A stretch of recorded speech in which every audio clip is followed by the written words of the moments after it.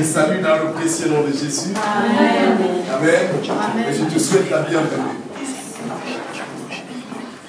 Bébé, est-ce que tu sais que je t'aime? Tu sais que je t'aime, tu sais que tonton t'aime? Papy même. Hein? Papy. Amen, amen, amen. Amen. Est-ce que quelqu'un va bien?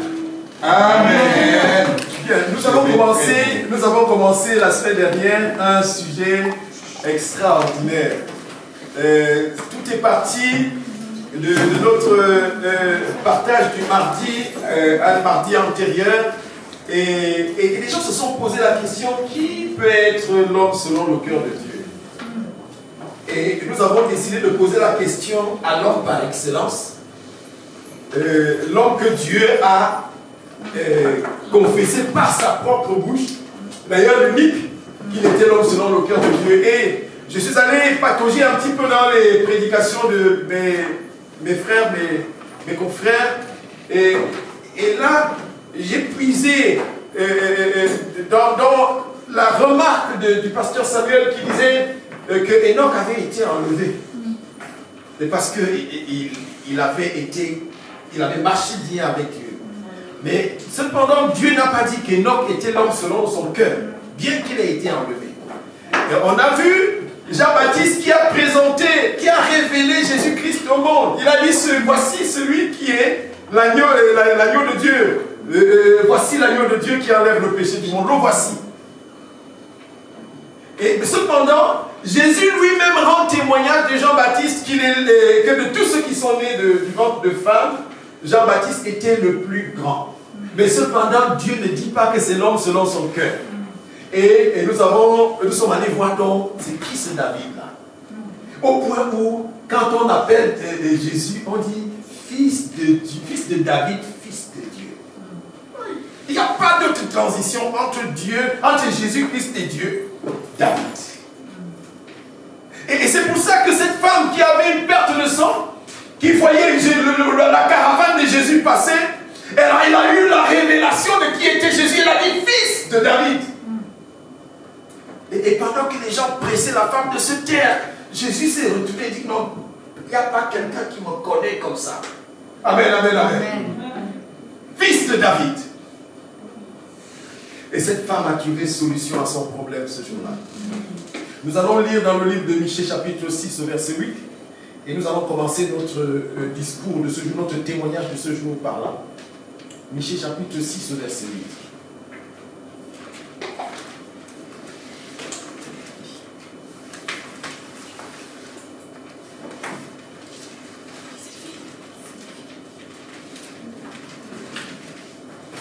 Un verset, s'il te plaît, un verset pour nous introduire.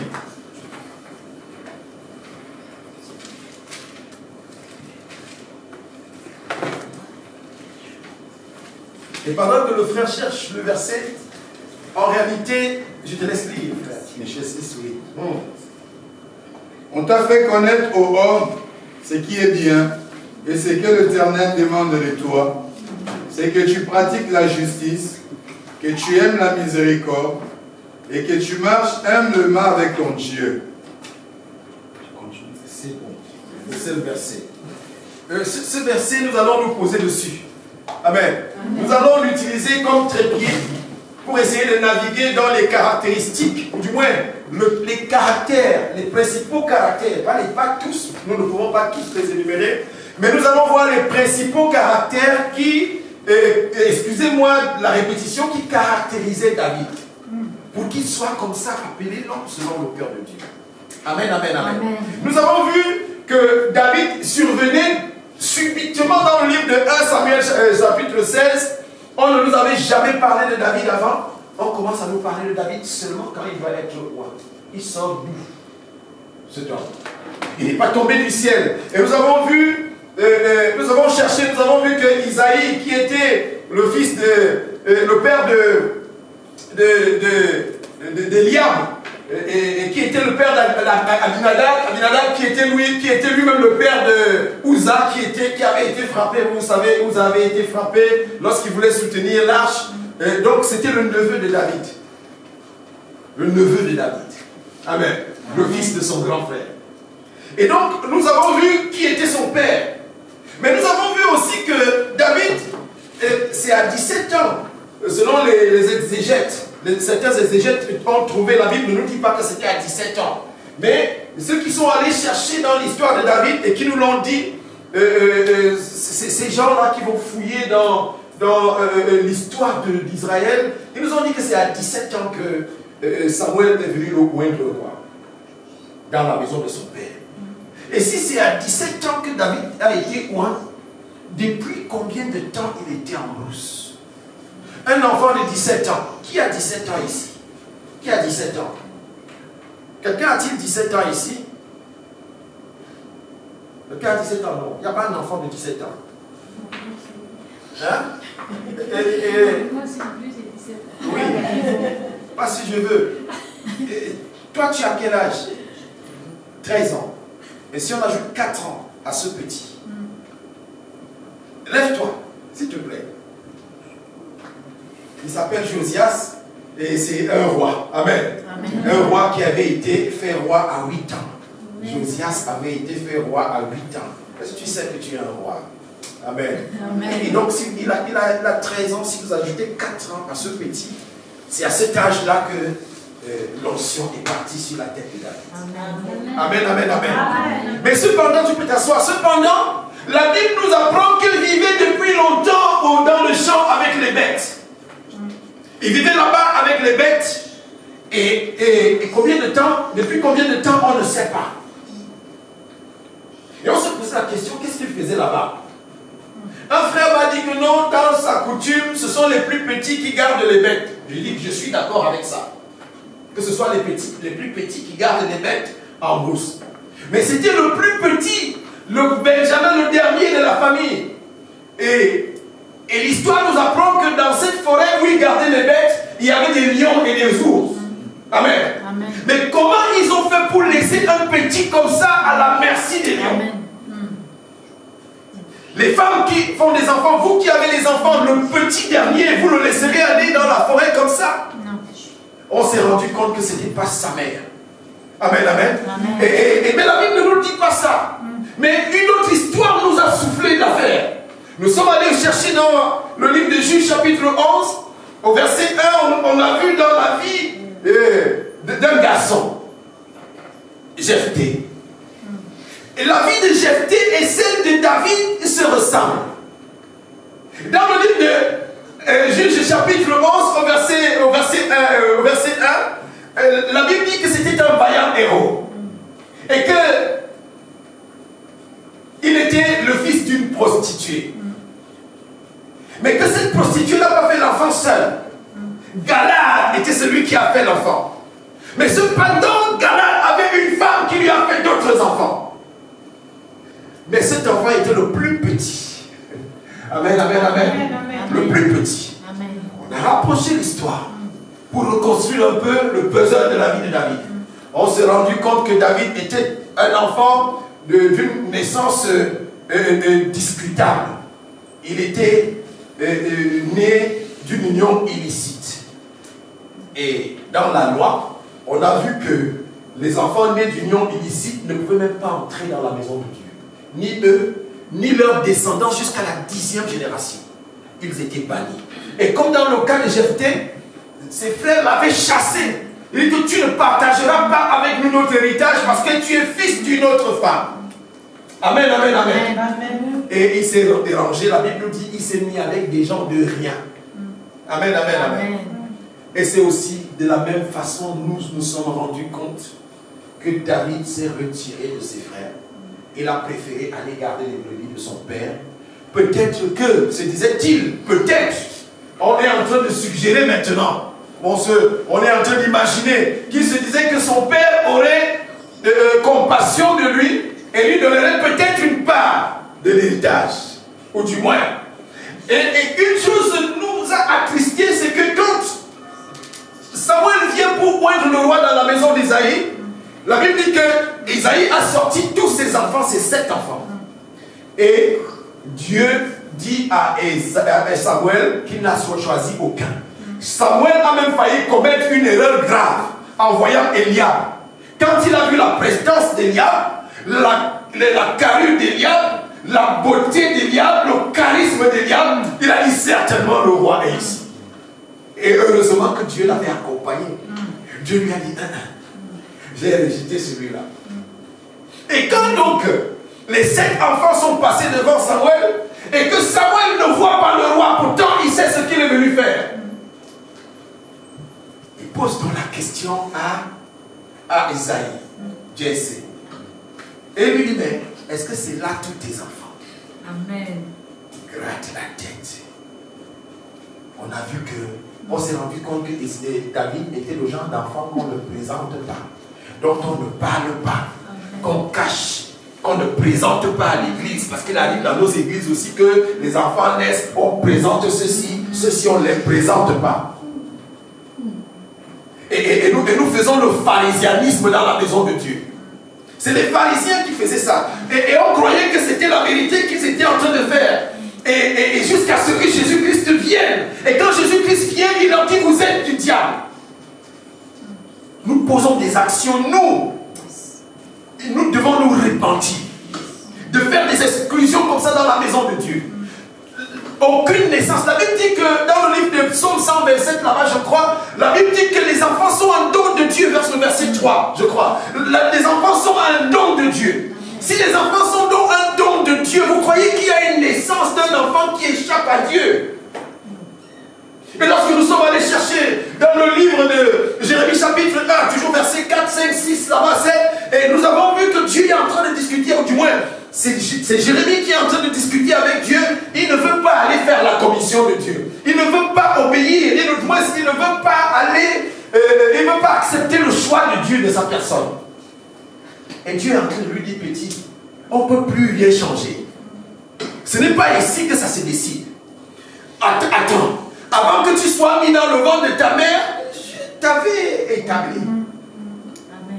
Avant même que ton père rencontre ta mère, moi j'avais déjà décidé de la chose. Amen. En d'autres termes, Dieu est en train de dire à Jérémie, c'est moi qui ai rapproché ton père et ta mère. Parce que je voulais cette souche type. Une souche type. Dis avec moi, je suis une souche type. Je suis une souche type. Un genre unique. Que Dieu recherchait pour accomplir un devoir sur la terre. Amen. Un genre unique. Unique. Unique. Amen. Unique.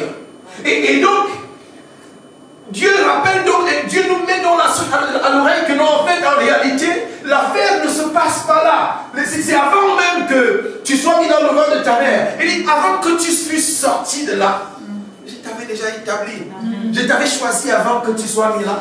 Et avant que tu sois sorti, je t'avais déjà établi. Donc, ce sera toi et pas quelqu'un d'autre. Amen. Ce sera toi et pas quelqu'un d'autre. Quelqu'un ne va pas voler ton étoile. Amen.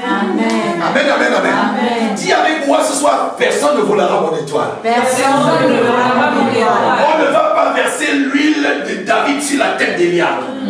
Non. L'huile de David est de David et c'est Dieu qui a gardé ça. Avec Saoul, il avait dit, et Samuel était extraordinaire parce que c'est le seul qui a oué 2 rois en Israël en quelques années, 40 ans après.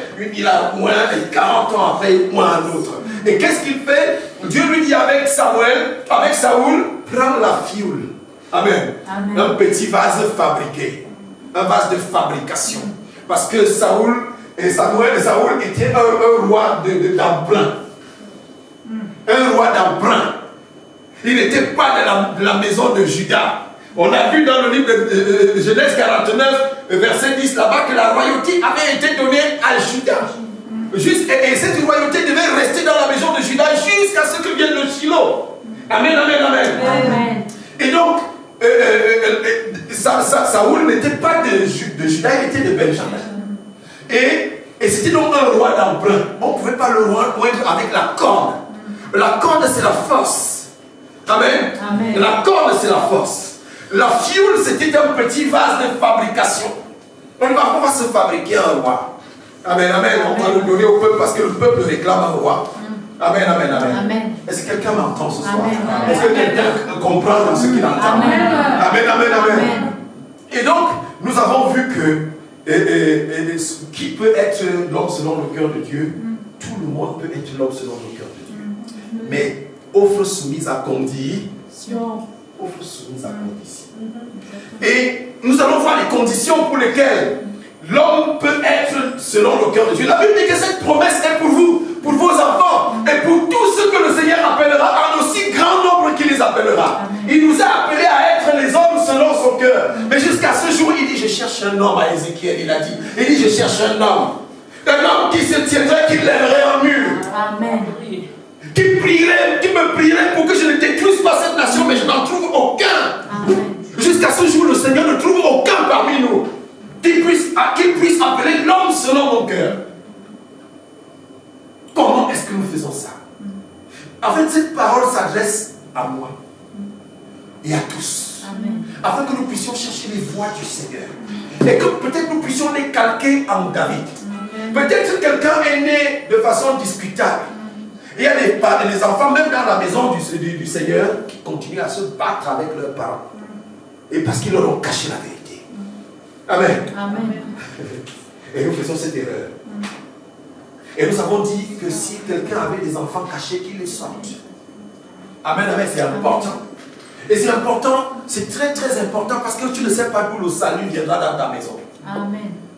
Et plus tard, on va voir que David avait, lorsque Saoul avait décidé de le tuer, il a déplacé sa famille, il a déplacé Isaïe, son père, la femme de son père, et même ses frères qu'il avait rejetés autrefois pour les mettre dans un lieu sûr. Amen, amen. Il avait garanti leur sécurité. Nous verrons ça dans l'avenir. Et donc, quelles sont ces caractéristiques donc qui faisaient de David un homme selon le cœur de Dieu? Amen, amen, amen. Et nous n'allons pas évoquer toutes les caractéristiques. Nous allons en évoquer certaines qui vont nous permettre d'avancer. Et ces caractéristiques que nous allons évoquer ici, qui peuvent nous permettre d'envisager, parce que en fait, ce n'est pas nous qui décidons si nous sommes l'homme selon le cœur de Dieu, mais c'est Dieu qui garantit maintenant. La femme avait dit à Élie ou Élisée, je ne me rappelle plus, il dit, je comprends, je comprends maintenant, dit-il, je sais maintenant. Je sais maintenant que tu es un homme de Dieu et que sa parole dans ta bouche est vérité. C'est Dieu qui sait, il dit, je sais maintenant. Et dans le livre de Psaume 89 là-bas, il dit, j'ai trouvé un homme. J'ai trouvé un homme. Amen. Amen. Un homme selon mon cœur, David, et je l'ai moins d'une huile sainte. Amen, amen, amen. Alors Dieu te moins d'une huile sainte à ce moment-là. Et il fait de toi l'homme selon son cœur. Et il peut se vanter. Il se vantait de Job. Il dit, il a même dit que les fils de Dieu veulent se présenter devant Dieu. Et Satan veut aussi. Il demande à Satan, il ne parle pas d'abord au fils de Dieu. Il parle à Satan. Où viens-tu? Oh non, je me promenais. Comme papa il se promenait. Je me promenais. Amen. Il se promenait. J'aime comme il dit ça. Papa il dit, nous t'aimons. Amen. Et il se promenait, je me promenais. Est-ce qu'il n'y a que le diable qui se promène comme ça, il n'a rien à faire? Il dit, je me promenais. Il dit, est-ce que tu as vu mon serviteur Job? La Bible dit que c'est Dieu qui rendait le témoignage de Job. Il dit qu'il était intègre et droit. Amen, amen. Et c'est Dieu qui rend ton témoignage. Quand il a commencé à avoir des caractéristiques se marquer en toi, se poser en toi, se former en toi, il dit, ça. Il est en devenir, il a de l'avenir. Il a de l'avenir, il va bientôt devenir l'homme selon mon cœur. Et il investit comme en bourse, il investit sur toi, comme en bourse pour que tu prennes de la valeur. Amen, amen, amen. Amen. Pour que tu prennes de la valeur. Est-ce que quelqu'un veut prendre la valeur devant Dieu ce soir? Amen, amen, amen, amen. Amen. Et l'une des caractéristiques que j'ai voulu évoquer avec vous, énumérer, en premier, c'était la proximité avec Dieu. La proximité de David avec Dieu. Elle s'est forgée dans la solitude. Elle s'est forgée dans la solitude, dans la forêt. Amen, amen. Amen. Et elle s'est forgée dans la forêt, où on l'a obligé à aller. On ne sait pas à quel âge il est parti là-bas, il a préféré aller rester. Dans le livre de 1 Samuel chapitre 17, lorsqu'il présente son CV à Saoul, devant Goliath, il est en train de... Ça faisait 40 jours que Goliath sortait, il lançait un défi à Israël. Il dit, ça ne sert à rien qu'on verse le sang de tout le monde. Sortez-moi une personne de chez vous qui viennent se battre avec moi. Et si, on peut le lire. On peut le lire. La Bible dit que ce Philistin était de Gath, et que ça faisait 40 jours qu'il faisait ça. 40 jours. Et qu'il mettait la frayeur à Israël. Amen. C'est le chapitre 17 de 1 Samuel. À partir du verset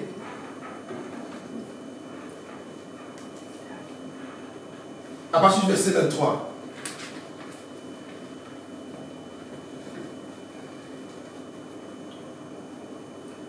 Tandis qu'il parlait avec eux, voici le Philistin de Gath, nommé Goliath, s'avança entre les deux armées, hors des rangs des Philistins.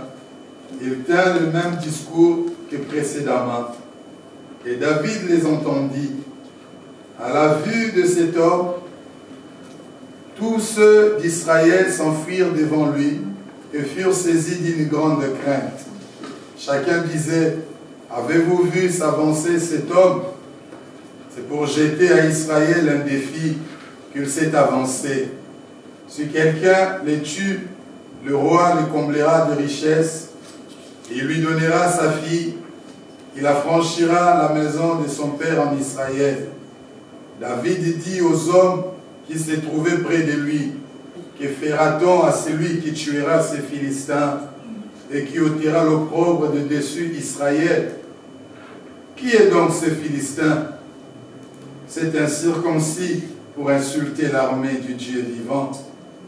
Le peuple, répétant la même chose, lui dit, c'est ainsi que l'on fera à celui qui le tuera. Amen, on peut s'arrêter là. On peut s'arrêter là, les yeux. Je vois les yeux de David qui commencent à briller.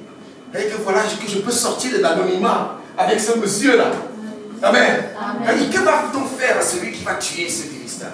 Il dit que non, on va anoblir d'abord sa famille. On va anoblir sa famille. C'est-à-dire que quand on dit que on va affranchir, on va l'annoblir, il va devenir noble en Israël. Et celui qui va le faire, on va le combler de bien. Et même il va devenir gendre du roi. Un truc qui peut me faire sortir de l'anonymat. Amen, amen, amen. Amen. Ça réveille le cœur, ça renouvelle un petit peu la confiance de David. Et plus tard, il va faire maintenant ses éloges. Il va présenter son CV. Toujours dans le même chapitre, le verset 33. David dit à Saül que personne ne se décourage à cause de ce Philistin. Ton serviteur ira se battre avec lui. Saül dit à David, tu ne peux pas aller te battre avec ce Philistin car tu es un enfant. Et lui est un homme de guerre dès sa jeunesse. Et maintenant, David est en train de parler il est en train de donner, va donner à partir du verset 34 son CV à Saül.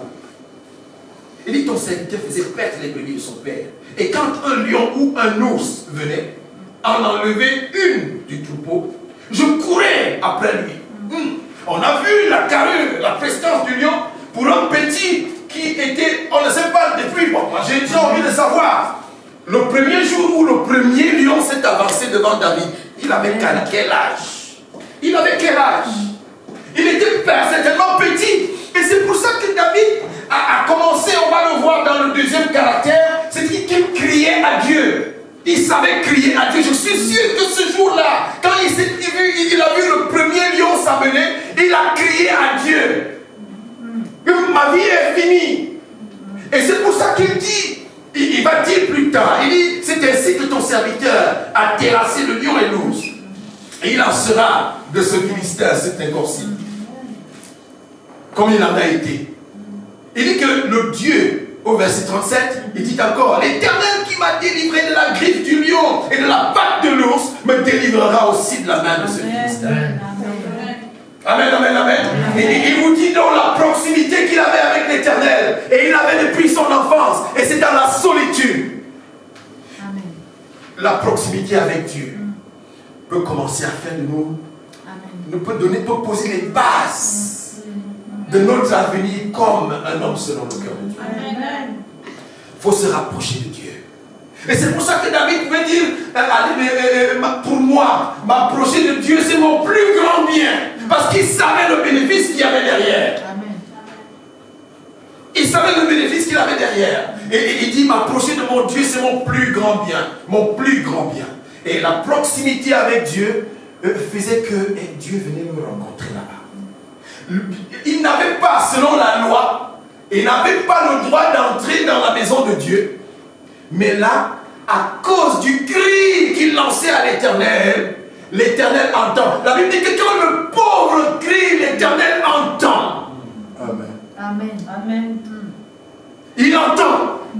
Et il vole à son secours. Et à chaque fois, il voyait ce petit qui n'avait rien fait pour mériter ça. Il n'avait pas été à l'origine. Les enfants ne sont pas responsables. Amen.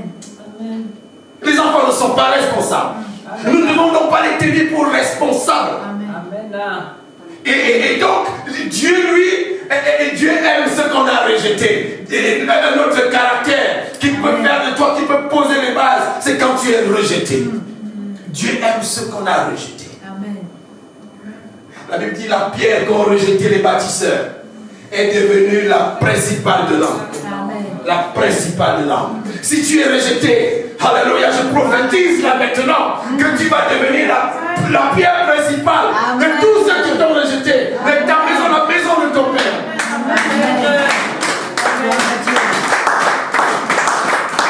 Amen, amen, amen.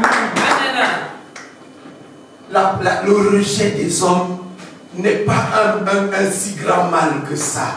Capte ça. C'est pour que tu te rapproches de Dieu. Amen. La solitude n'est pas un moment où tu dois commencer à te plaindre. Vraiment, je suis seul. Je suis seul. Je suis vraiment seul. Je dis, c'est le temps que Dieu te donne. Dieu te veut pour lui. Amen. Dieu te veut pour lui. Amen. La solitude n'est pas un moment où tu dois pleurer. Amen. Vous voyez que voilà quelqu'un qui était dans la brousse. Vous savez, et lorsque vous lisez dans le livre de Psaume 119, Dieu, par 14 ou 17 fois, je crois que c'est 17 fois, par 17 fois, David parle de promesses. Et le Seigneur, selon ta promesse, accomplit ta promesse. Cette promesse-là, il a fait quand? C'était dans la solitude, là-bas, là, il n'y avait personne. Amen. Où Dieu venait le voir et dit que non. Écoute, je ferai de toi. Amen. Je ferai de toi. Je vais faire de toi. Amen. Je vais faire de toi. Et il se demandait comment est-ce pour être possible, comme Marie avait posé la question. Amen. Tu seras la mère du Sauveur. Et comment est-ce possible? Et dans la loi m'interdit d'entrer dans la maison de Dieu. Et toi, tu veux faire de moi le roi. Comment cela est-il possible?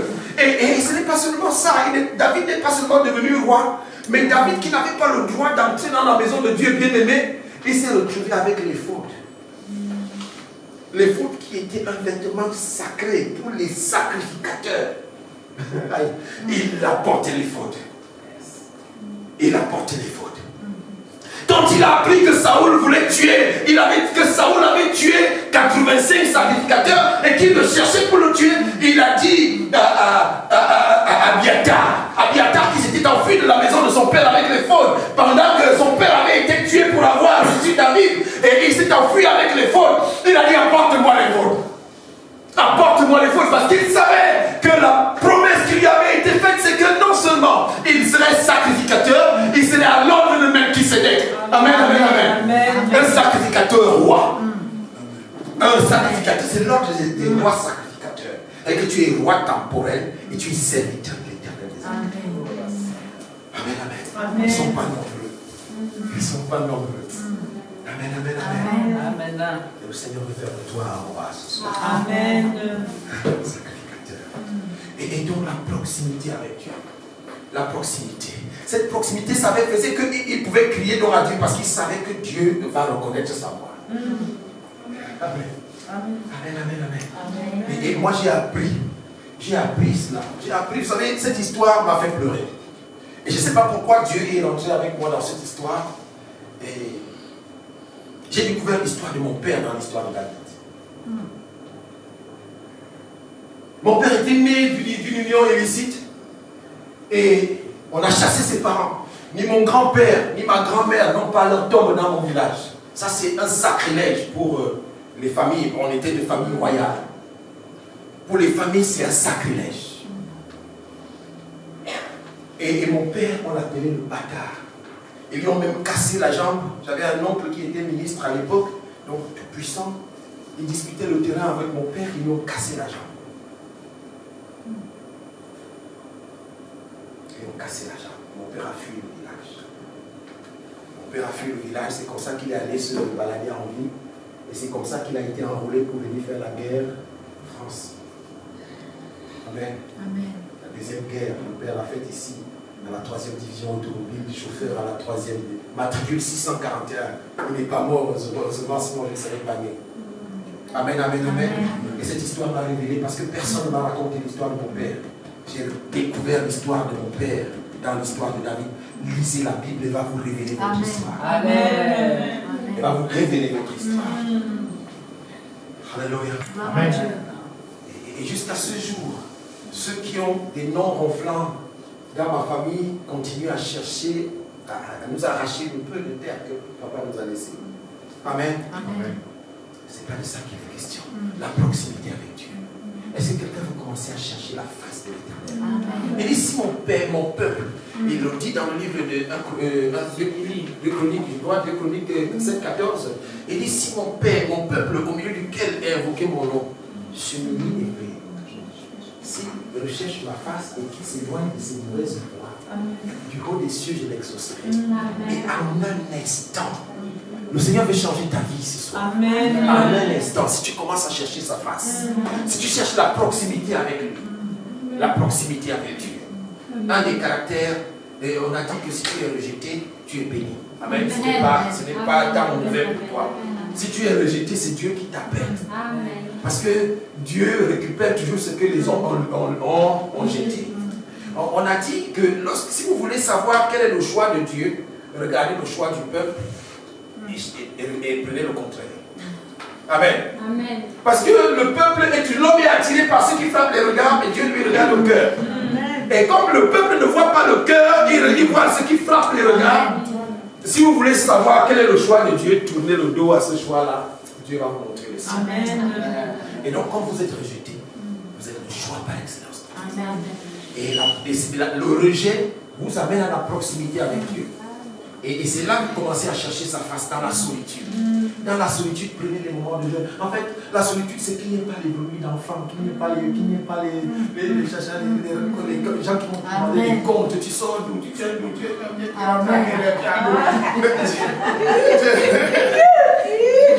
Amen. Amen. Oui, tu es où, t'es où là? Tu fais quoi? Amen, amen. La proximité avec Dieu, c'est des moments précieux. C'est des moments précieux. Ne prenez pas ça mal. Les quelques moments de solitude, convertissez-les. Amen. Convertissez-les en moments de relation avec Dieu, d'intenses relations creusées. L'or est pour ceux qui cherchent et le diamant est pour ceux qui creusent. Tu trouves le diamant comme ça, c'est pas possible. Il faut aller creuser le diamant, ça se creuse. Amen. Alléluia. Est-ce que quelqu'un aime le Seigneur? Amen. La proximité avec Dieu. Et cette proximité fait que tu peux crier à lui. Donc, le deuxième, c'est crier à Dieu. Crier à Dieu. Et dans le livre de 2 Samuel, chapitre 22, au verset 4, c'est David qui parle.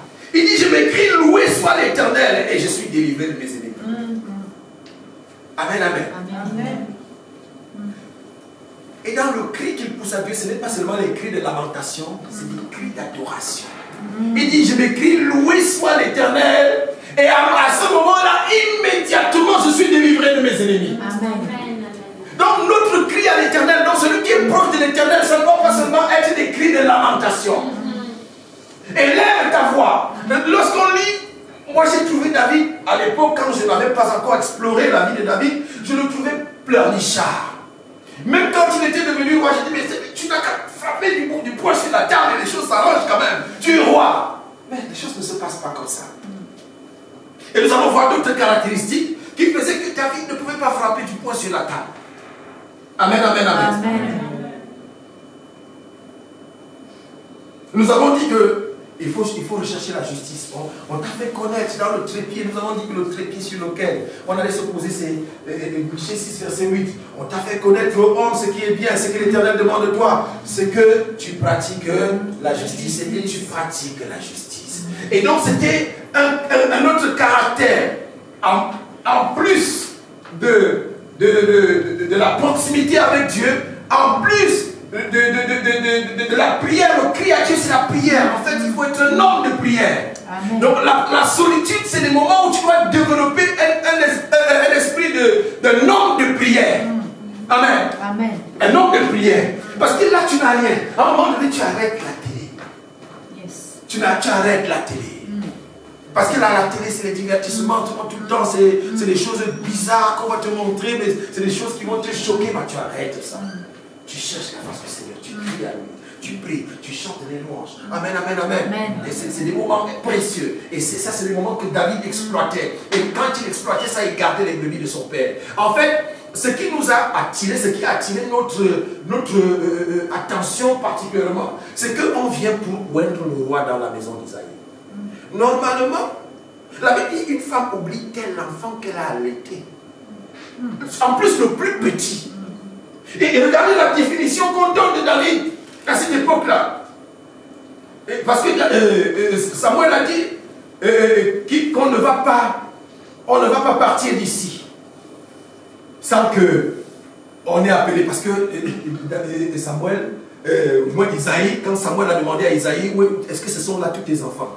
Et qu'il s'est mis à gratter la tête, il est venu soulever un vieux problème dans la famille, un problème de famille. Il y a un petit qu'on cache. Et le petit était extraordinaire. Est-ce que c'est là tous tes enfants? Il ne pouvait pas mentir à Samuel parce qu'on savait, ce n'est pas comme aujourd'hui où on a les prophètes qui connaissent les numéros de téléphone déjà. Non, c'était un seul prophète en Israël et c'est Dieu qui l'établissait et tout le monde savait que c'était loin de l'Éternel là-bas. Il n'y en avait pas deux, ce n'était pas le Méli-Mélo, non. Il y avait un seul et tout le monde allait à lui. Il était à Silo. Amen. Amen. Il était là-bas et on allait le voir. Et il ne pouvait donc pas lui mentir. D'ailleurs, Samuel, ainsi par l'Éternel, était violent. Et quand il venait dans une ville, les gens fuyaient. Parce qu'il ne fallait pas qu'ils te voient pour qu'ils te disent que voilà, c'est ce que le Seigneur dit pour toi. Les gens tremblaient. Et il ne pouvait donc pas. Là maintenant, il est dos au mur. Et il est face à Samuel. Et il ne peut pas lui dire le mensonge. Il dit qu'il y a un petit. Au verset 1 Samuel chapitre 16, verset 11. Puis Samuel lui dit, sont cela tous tes fils? Et il répondit, il reste encore le plus jeune. Il reste le plus jeune. Mais il fait paître les brebis. Alors Samuel dit à Isaïe, envoyez le chercher. Car nous ne placerons pas avant qu'il ne soit venu. Isaïe envoya chercher David. Isaïe l'envoya chercher. Il dit, il était blond. Hey, il était blond. Avec de beaux yeux. Une belle figure. Et l'Éternel dit, lève-toi. Vois-moi ce petit. Tu vois là, on avait sorti déjà tous les fils d'Isaïe. 7 fils, ceux qui avaient la prestance, ils savaient parler, ceux qui avaient fait les nains, ils avaient fait la science po, ils avaient fait. Mais il y avait un petit là-bas dans la pousse. Il n'avait pas fait les études. En plus, pour aller où est le roi, David avait dit, Samuel avait dit qu'on sanctifie. Il a dit sanctifiez-vous, sanctifie-toi et tes enfants, parce qu'on va aller faire un sacrifice. Dans David, il ne s'était pas sanctifié. Mais il était sanctifié là-bas dans la bourse. Amen. Il était en perpétuelle sanctification, une vie de sanctification. En fait, quelqu'un qui vit dans la solitude, en réalité, il vit dans une vie de sanctification. Amen. Et David était plus sanctifié même que ceux-là qui s'étaient sanctifiés seulement pour ce jour. Amen, amen, amen. Et David va donc revenir. Il est donc celui-là. Et pour David, ce n'était pas une surprise. C'était une surprise totale. Tant pour Samuel lui-même, tant pour Isaïe, tant pour les autres, les enfants, Eliab et tous les autres. Mais pour David, ce n'était pas une surprise. Parce que il rappelait à Dieu dans le psaume 119 la promesse. C'est ta promesse. La promesse va me donner la vie. La promesse me donne la vie. Ta promesse va me relever. Ta promesse, c'est parce que Dieu lui avait dit tu seras roi. Et pour David, donc, ce n'était pas une surprise. C'était la manifestation de la fidélité de Dieu. Amen, amen, amen. Et David sort de là, il est ou un roi, mais lui il rentre encore en rousse parce qu'il prend à cœur les brebis. Une autre caractéristique de celui qui est l'homme selon le cœur de Dieu, il prend à cœur les brebis de Dieu, de son Père. Il prend à cœur l'Église. Quand est-ce que tu t'arrêtes un peu pour prier pour l'Église? Est-ce que tu ne vois que les défauts de l'Église? Est-ce que tu pries pour l'Église? Combien de temps tu prends pour prier pour ton pasteur? Est-ce que tu as à cœur les brebis de ton Père? Amen. Vous savez, quand Pierre est venu, Pierre il s'était montré gaillard avant la crucifixion de Jésus. Il lui a dit, oh non, quand Jésus a dit, l'heure vient où le Fils de l'homme doit être livré entre les mains des sacrificateurs, il a dit que tu partiras pas. Même s'il faut que je donne ma vie, je la donnerai, tu ne partiras pas. C'est là où Jésus lui a dit, arrière de moi, Satan, parce que tes pensées ne sont pas les pensées de mon Père. Et il dit d'ailleurs, avant que le coq ne chante, tu m'auras renié 3 fois. Il ne s'imaginait pas. Et c'est ce qui arriva. Il a même fui, il a renié Jésus, il a fui. Il a dit, il n'osait même plus prononcer le nom de Jésus, il dit, je n'ai jamais connu ce temps. Je n'ai jamais connu ce temps. Et quand il revient maintenant, quand Jésus-Christ est ressuscité, vous savez, quand vous êtes encore comme ça, vous n'êtes que rien. Et il n'y a pas, tout le monde vous regarde avec des dents. Mais le jour où vous montez de Dieu, Dieu fait de vous ce qu'il a fait de David là. Les gens viennent commencer à vous dire comment ils vous aiment, comment ils étaient avec vous. Non, on était ensemble dans la même église. Non, c'est facile même son numéro ici. Les gens vont commencer à chercher ton numéro. Amen. Je croyais que quelqu'un allait réellement dire.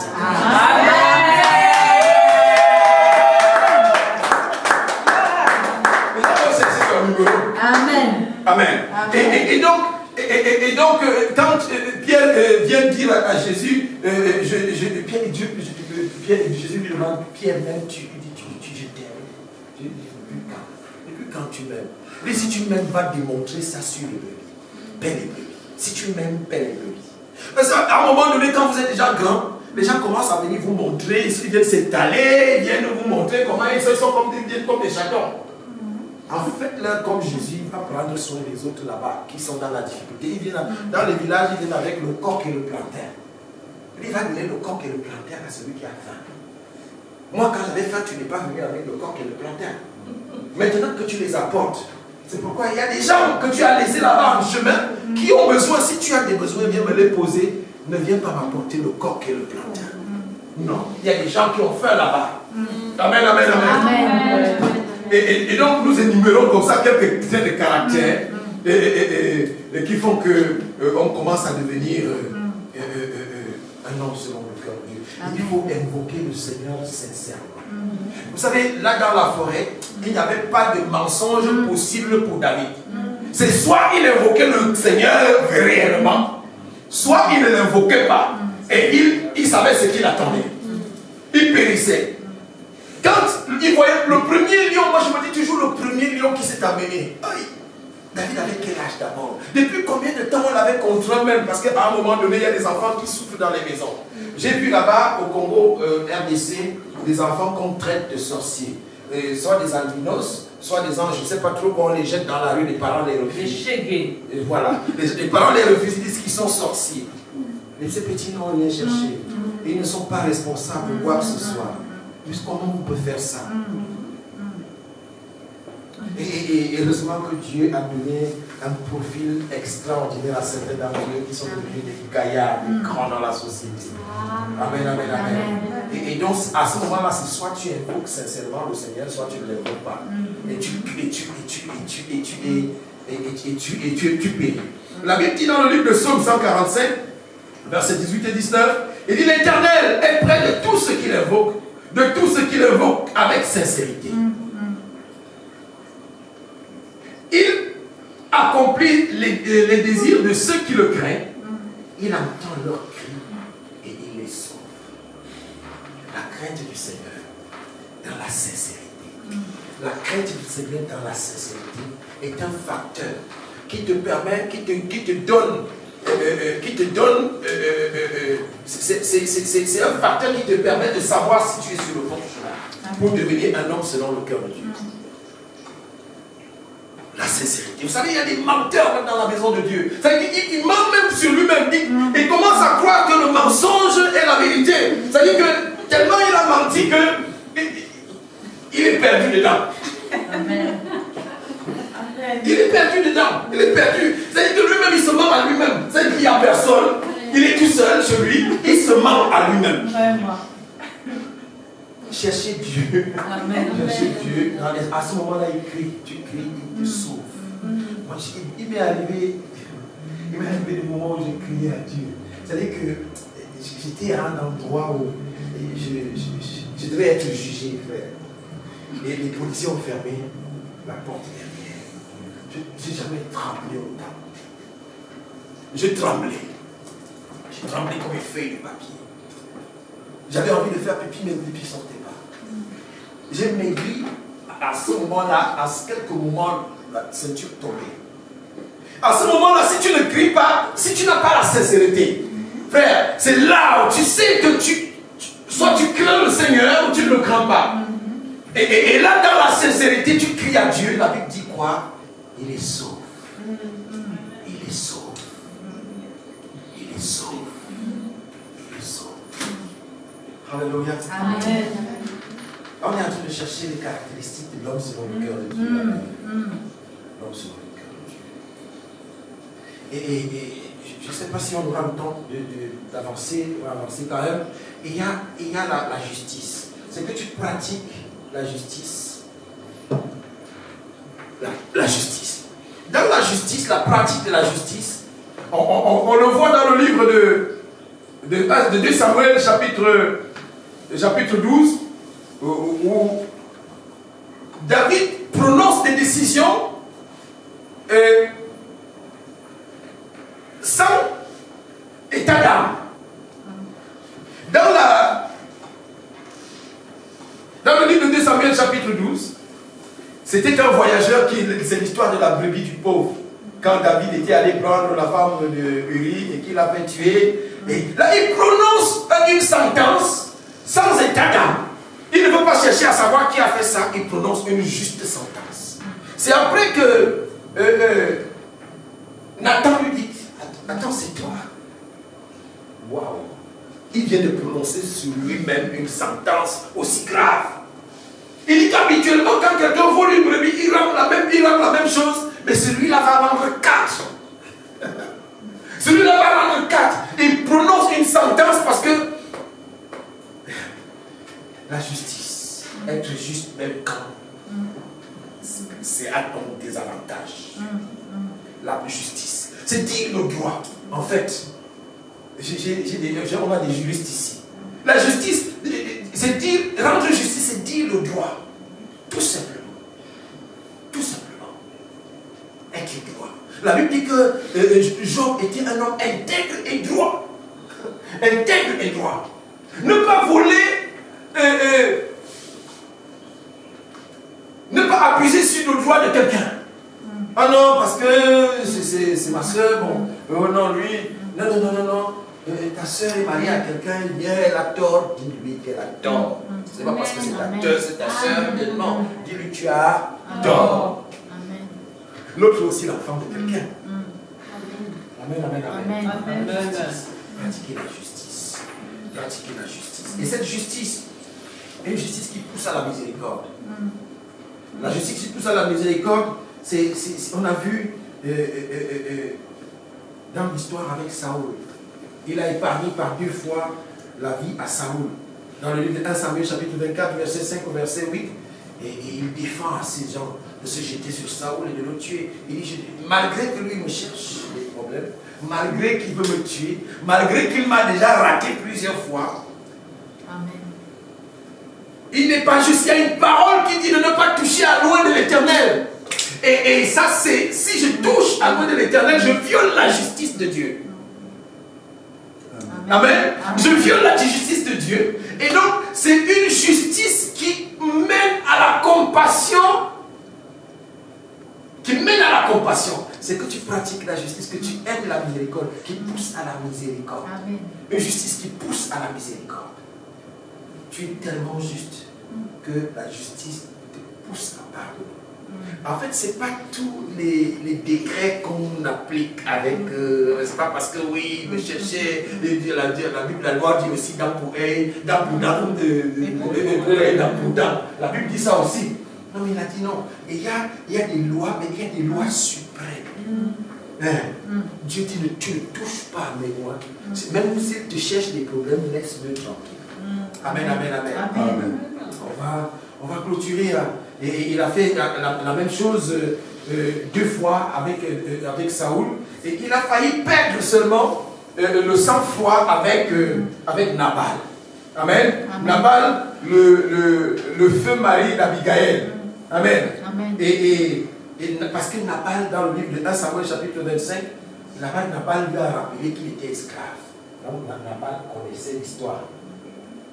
Et vous savez, quelqu'un qui a été victime d'une injustice, ne lui rappelez pas ça.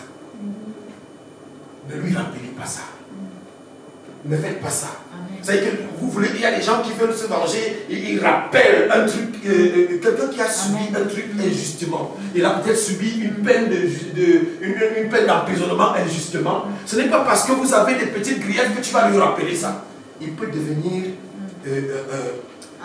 il peut devenir tout de suite. Et c'est là où David a pris pour la première fois la lance et il a dit, je m'en vais régler son compte. Et les serviteurs sont venus dire à Michael que là, David est en train de venir.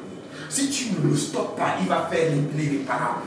Il va faire l'irréparable parce qu'il lui rappelle. Il lui dit ceci dans le verset 10 de 1 Samuel 25. Il dit, Nabal répondit au serviteur de David, qui est David? Et qui est le fils d'Isaïe? Il savait que David est le fils d'Isaïe. Il savait. Et il y a aujourd'hui beaucoup de serviteurs qui s'échappent de près de leur maître. Il lui rappelle l'injustice dans laquelle David était dans la forêt. Et ça a sorti David de ses gonds. Il a dit, je m'en vais régler son compte. Je m'en vais régler son compte. Amen, amen, amen. Ne rappelez pas à quelqu'un quelque chose qu'il a subi injustement. Une injustice. Ça fait mal. Ça fait très mal. L'injustice, ça fait mal. Je ne suis pas un homme violent, mais j'ai failli devenir violent avec quelqu'un qui a fait cela. C'est quand je suis rentré dans cette histoire que j'ai vu, que j'ai commencé à explorer la vie de David et que j'ai commencé à me fondre dans sa vie, en me disant, Seigneur, fais-moi un homme selon ton cœur. Que je lui réponde, mais là je t'ai répondu. J'avais répondu et j'étais prêt à en venir aux mains. J'étais prêt à en venir aux mains. Vous ne croyez pas, parce que si vous me voyez avant, en venir aux mains avec quelqu'un, vous ne croyez pas que moi je peux le faire. Que j'étais capable de faire un tel désastre. Vous n'aurez jamais cru. Et là, ce vieil instinct allait ressortir. Mais heureusement, la main de Dieu. Alléluia. Amen. Amen. Dieu. Si tu te mets en colère, ne pêche pour rien, que le soleil ne se couche pas sur. Alléluia. David savait aussi apaiser sa colère. Il ne laissait pas le soleil se coucher dessus. Lorsque son fils, comment tu l'appelles, Absalom, a pris le pouvoir à chasser David et que les hommes de David sont allés pour corrompre, comme combattre contre les hommes de David, il leur a dit, allez doucement avec le petit. Allez doucement avec lui. Allez doucement avec le petit. Amen, amen, amen. Amen. Et quand on lui a dit, Absalom était mort de sa propre mort. Et il s'était accroché sur un térébinthe et il est mort. Mais David a pleuré toutes les larmes de ses yeux. Amen, la compassion. La compassion même de ses ennemis. Avoir compassion de ses ennemis. La Bible dit que si ton ennemi a faim, donne-lui à manger. S'il a soif, donne-lui à boire. Les prémices de l'homme selon le cœur de Dieu. Amen, amen, amen. Amen.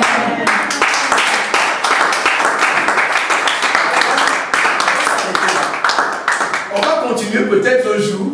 On va explorer les caractéristiques de l'homme selon le cœur de Dieu.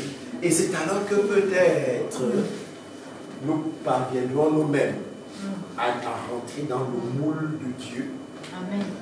Donc, qui est selon le plan de Dieu est celui qui rentre dans le moule de Dieu. Je te rends l'affaire. Amen. Est-ce qu'on peut acclamer encore le Seigneur?